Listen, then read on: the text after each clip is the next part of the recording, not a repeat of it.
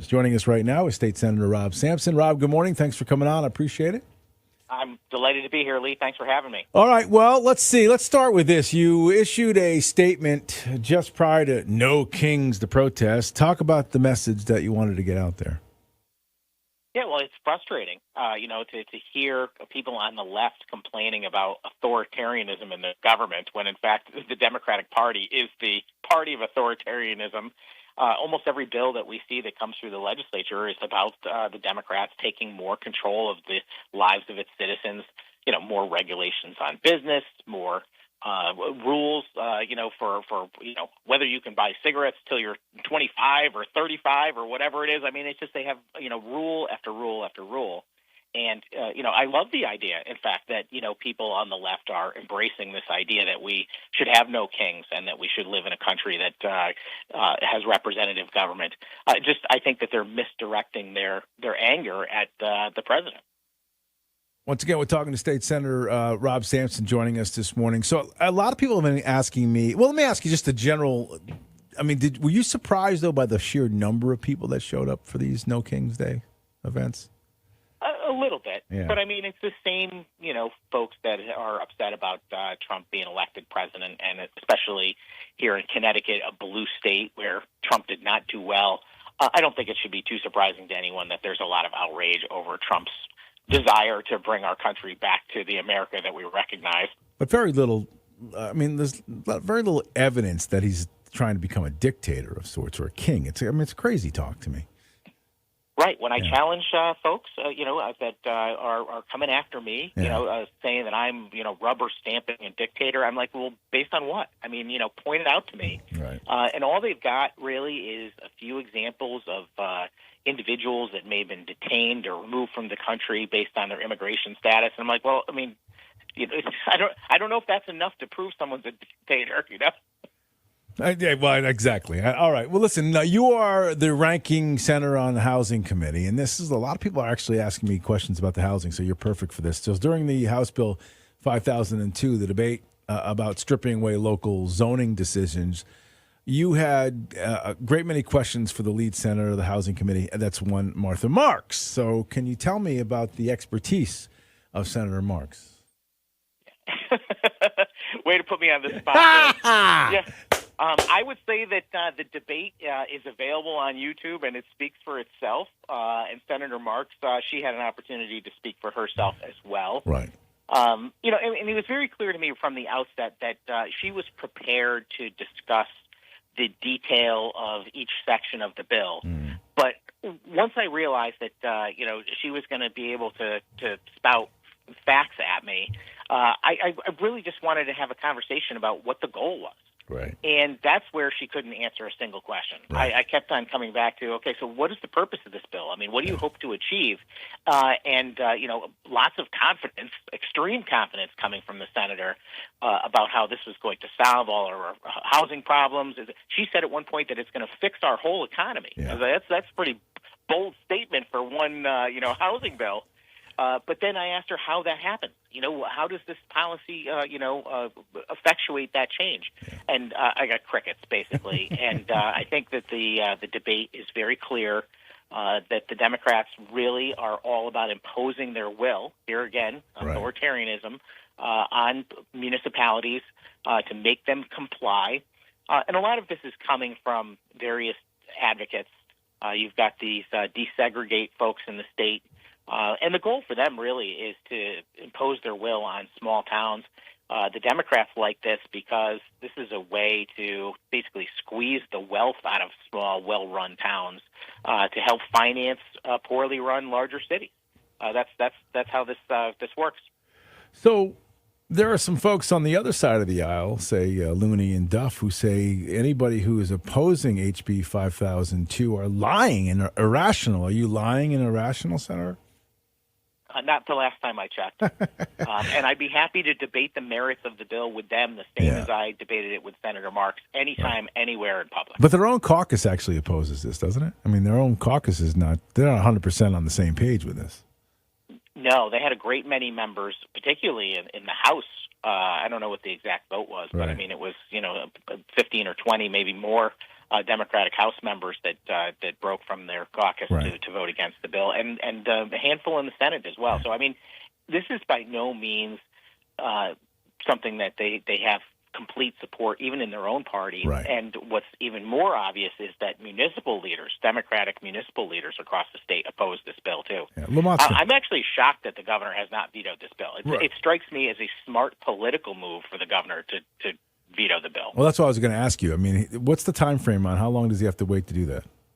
I think it's 15 business days from the point at which it was passed, and we've got to be getting close to that now. Okay, but he didn't sign it yet officially either, did he? No. Okay. I think that this bill will automatically become law if he does not take any action. Yeah. Yeah, the old don't He's got that 15-day window. Yeah, the don't blame me rule. I didn't sign it, right? Of course, that way he doesn't take right. How about the gun bill? Can you talk about that one? You spoke for hours about that during the debate on it. What do you make of that? It kills the gun owner, a gun shop owner, right? Yeah, well, I mean, this bill, should concern every one of us.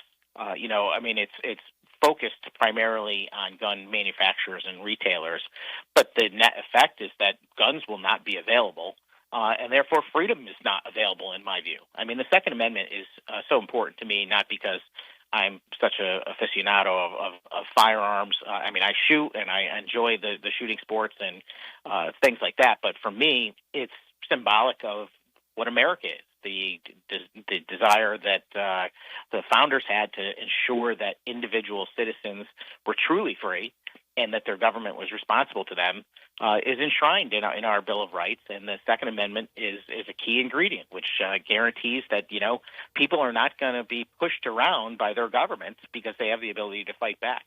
So the more that we are disarmed by government, here again, there's authoritarianism. I mean, it's like almost every bill you see come out of the majority party is all about limiting the rights of individuals.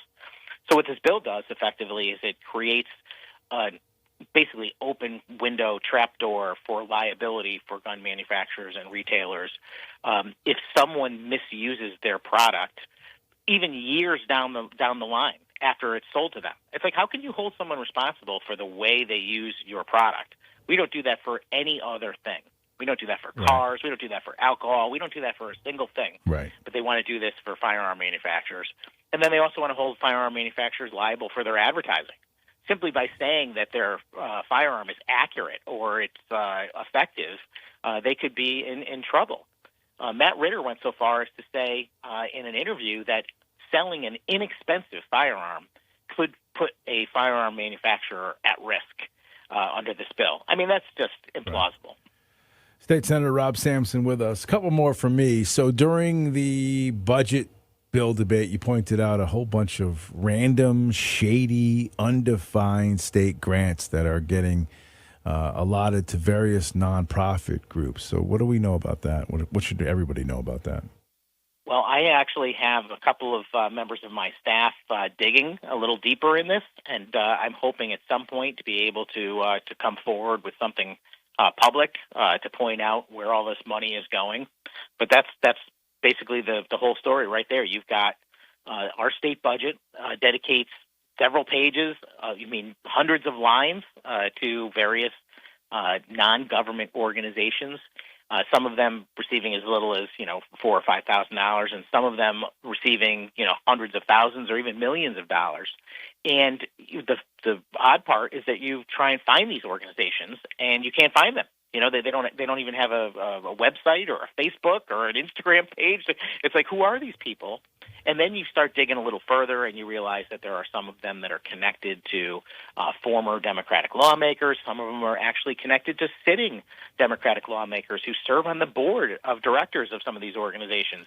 And you start to scratch your head about, what is going on here? Why is taxpayer money being used and funneled into these organizations, and what are they actually doing, and what are the rules about who gets it and how it's used, and how do we monitor whether they're actually using the money for whatever the stated purpose was. Yeah. And the fact is that I think that there's very little there.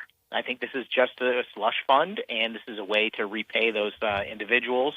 And I hope to have a lot more information to share with people in the coming months. All right, sounds good. And a lot of bad went on, certainly, in Hartford. You guys fought very hard, but one of the good things is you guys stood with the homeschoolers to defeat that bad legislation.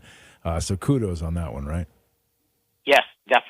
certainly. Very concerning, obviously. Connecticut, for all of our faults, is one of the places in the country where education and homeschool rights actually are pretty strong, and we've been able to maintain that over the years.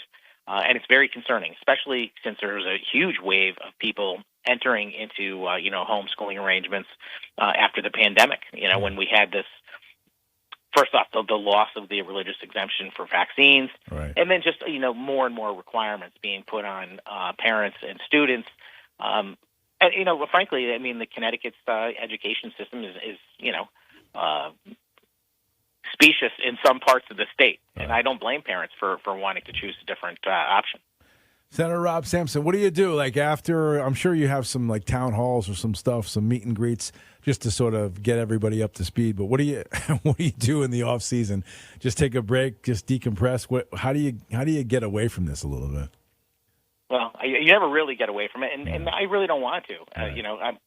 I'm in politics because I care. I mean, I believe very strongly in the value system that made this country great, trying to preserve it all the time. Right. So, I'm very active. I do a lot of events.